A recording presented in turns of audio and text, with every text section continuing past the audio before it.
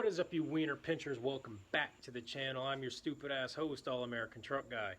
Now, as you can tell by the title, I did something stupid, and that being I bought a used lift kit. Now, could be worse, but it definitely could be better.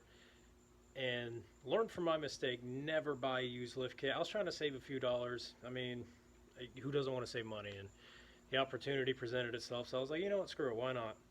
So I bought one and I got right up poop shoot. So I'm gonna go ahead and show you guys how and why I got screwed.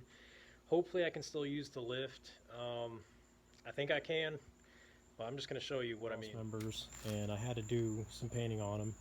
This is Plasti-Dip, so hopefully it sticks. These were actually powder coated blue, like a royal blue. I think I can still show you because I haven't on the bottom of this one yet.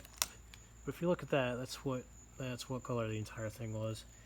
So, yeah, that's one of the issues. Alright guys, I showed you problem number one. This is number two. These two brackets right here. I bought this off of a friend, and these two brackets were missing.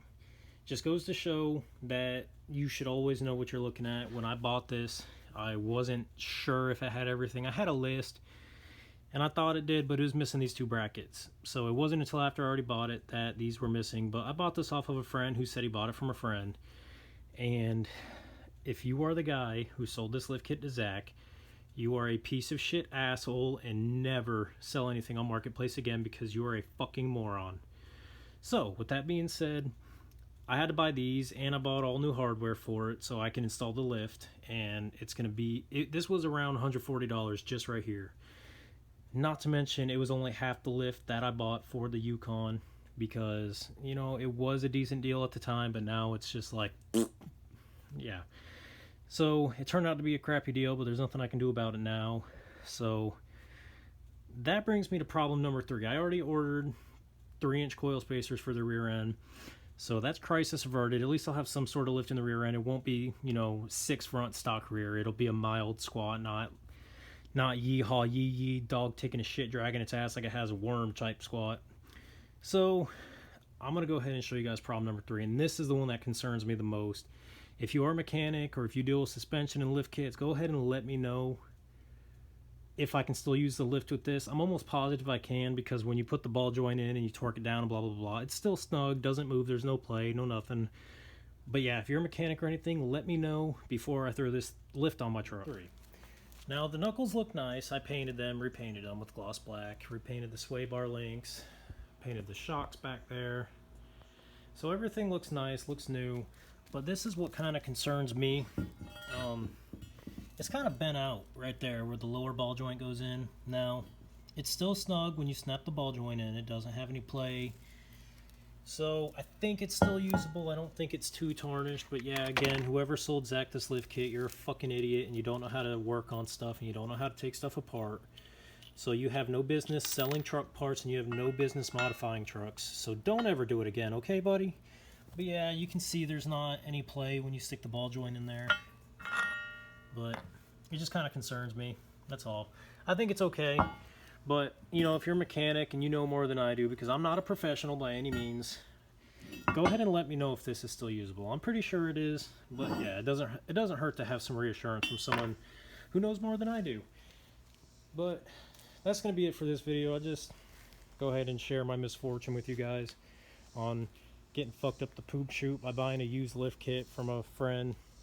It just goes to show you can't really trust anybody. Now, I don't think it was his fault. I really don't. But at the end of the day, don't trust anyone. Here I figured I'd go ahead and give you guys a little truck update. There's really not much to show you. I installed my amp and subs. Same setup I had in my truck. Cheap amp, or cheap subs. Relatively expensive amp. I don't know, it's the setup I got for free. But yeah, ooh, this is my box of goodies for my Silverado. That's the headlight that got smashed. These were the headlights that were in my Silverado when I wrecked it. So you guys never saw these headlights in action, but these actually still worked, believe it or not. And they're all smashed and mangled.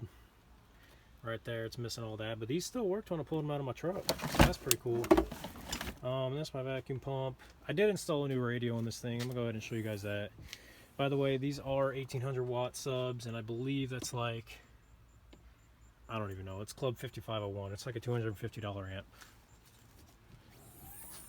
I'll go ahead and show you my new radio. It's the Amazon special. I'm sorry I'm not a radio head like some of you guys. But yeah, it's a Jensen. It's fancy. It's not bad though. It does what I need it to do. Truck still runs and drives fine. Haven't had any issues with it. Knock on metal. Because I ain't got no wood. But yeah, that's going to be it for today's video. I do in fact still have my exhaust set up. I'm surprised no Yee brothers in North Carolina have stolen my fucking tips off it yet. Or my bow tie hitch cover. I'm surprised that's still on my truck. But yeah, that's going to be it for today's video, and I hope you guys enjoyed it, and I'll see you in the next one.